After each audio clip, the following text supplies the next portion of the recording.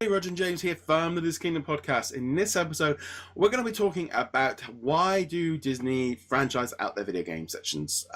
Why do they go out to different companies? Why do they, for example, go to Capcom to make a fighting game, DICE, EA for shooting and mobile games, etc.? And it's kind of this kind of thing. Why don't they do it themselves? So, James, when I put this to you on before we went on, you were like, "Well, I can answer this in one question." So, what's the basic answer for this? Go take a look at our backlog, yeah, and check out what happened to Disney Infinity. The reason the snarky answer for why they outsource everything is because they don't have a game division. They closed it and fired everybody. 3 times over. The less snarky answer, the more businessy answer is, I think that it protects them. They put up the franchise, or they put up the name recognition. They'll put up a certain amount of money to the company to make the game, but all the risk sits on EA or Capcom or Telltale, whoever puts the game out there. And if it fails, Disney can go, "Well, you screwed up. No more money for you. We'll take the check for whatever money you did make, and we'll pop on over here to Activision to have Battlefront 3 or, Yeah. So. The counter argument to that, in defense of Disney on some of this stuff, is they didn't have. Sometimes they don't have the skills. They don't have the teams that they used to put in place. Couldn't do things as well, and so we went through decades of licensed games. Generally were poor. They were child games. They were very basic, generic, and gamers start to learn that these were bad experiences. Slapping a character on the front didn't mean that it was a good game. And over the years, sort of licensing and franchising games just became more and more of a good game was finding harder to find between all the rough.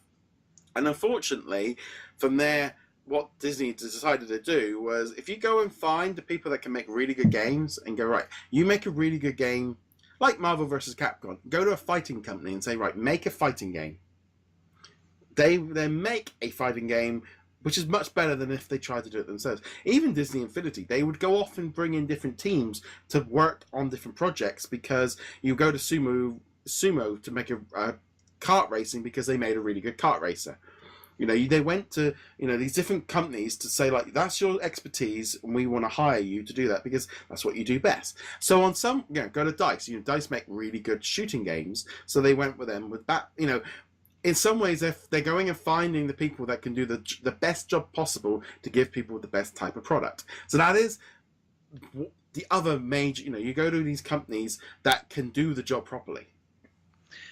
At least that's how you used to do it. And I think it is to a certain degree now. But we've also seen such a general splintering, not in the Disney sphere, but in gaming in general, where people are bouncing between studios so much nowadays, which is fine. That's how you get ahead in business, at least in America, is not staying at the same job. It's actually moving between positions over and over again. But,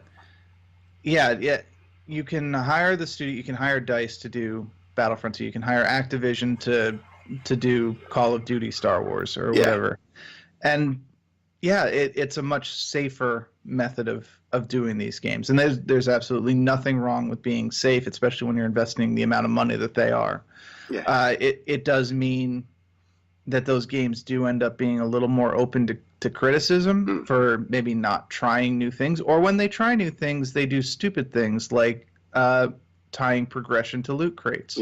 And I think that's the other kind of flip side. This isn't really directly answering the question posed, but kind of an offshoot one, which is one of the reasons they outsource this stuff is going back to my original point of the pressure to make money falls onto EA. It falls onto Activision. It falls onto Telltale, which also means that those companies are in a very pressured position where they have to prove their profitability. And yes, the idea of progression loot boxes probably did not originate with Disney, but Disney going, you need to justify why we're giving you money or letting you have the franchise, probably pushed them. We see this in the mobile market too.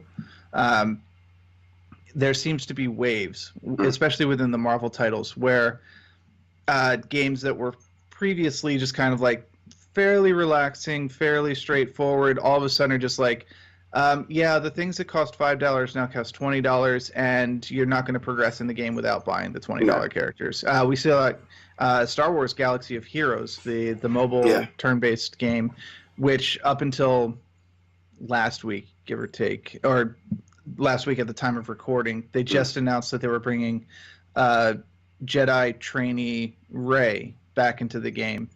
And they've just launched the Sith Triumvirate raid, and these are such blatantly stupid slaps in the face of players who've been playing for so long. They're clear cash grabs. I'm just like, all right, yeah, it's EA making the decision, CG making the decision, but Disney gets to sit up here on the top because they're not making the games, and they just get to go make us more money, which is it's not a great thing. I think this is where this kind of slides into this thing as well of it being considered a piece of merchandise rather than a piece of like a bit of media or content, because they get movies and TV shows, they get other production companies to do stuff for them, but they generally kind of control everything themselves. They do all the PR and stuff themselves, and they deal with it all. But video games get treated just like a toy, where they would go, right, we want some action figures made. So Hasbro, Mattel, and Jakks Pacific, you guys need to come to us with your best bids, and we will give it to the best person that can do it. And that's kind of the way that it's gone. Whereas they don't put out bids for, right, we need a new Marvel movie. Can people come forward and make us one? It gets treated very differently, and that's like a fundamental difference at the top. Where a video game, you don't go to a book and go, okay, well, we want some books brought. Can we have some companies come in and they'll do them for us? It's actually that's kind of funny because they do that. Disney does do that. Yeah, it's just this like weird thing of just like they've really kind of that's why they go in franchise. A lot of it as well as they let their PR, each individual PR company each handle their own game now. They handle their own But then they have to. The trouble is like we've seen it before with someone again. They then have to keep going backwards and forwards with legal all the time with Disney and stuff, and then things get delayed and things get changed. But there again, it went back to the days of when they were just going to release. Right, we're going to release a video game for Bolt or Brave. The game comes out. Here it is. Bang, boom, bing, bang, bong. Move on to the next game. That's not so popular anymore. It's all like live updates and changing and this and all the rest of it. And in some ways, it's like. Nintendo they doing this little thing with their updates and stuff, but when they release a game, quite often not they've got plans for additional content to be spread out overwards, but generally the game comes out, that's it, they move on to the next. And in some ways I think Disney have lost track of especially with I think more so with the Disney characters. Maybe Star Wars and Marvel are slightly different, but you can release an Incredibles video game and just it's a video game for that time, for that month. You do not need to be turning it into a games for life service, because it's not the kind of product that kids are going to jump into.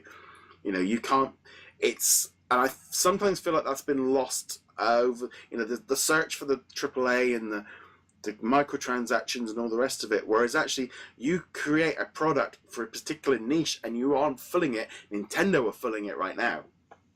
Yeah, not every game needs to be something that you pick up every single day to stay current with what's going on. You don't need loot boxes in games to keep you coming back over and over again. It is perfectly acceptable to do a game that is 6 hours long and you complete it and you're done, as long as it's priced appropriately. Yeah, I mean, that's the trick. Yeah. I mean, 2017, we saw Cars 3 and Lego Marvel Super Heroes 2. I think they were solid, good games. They weren't Breath of the Wild or Horizon Zero Dawn, but for the market that they were going for, they were exactly what they were. They were solid, good. The thing is, Cars 3 compared to Mario Kart didn't really match up, but Cars 3, it was still a fun racing kart game that kids would love playing, and I enjoyed playing it.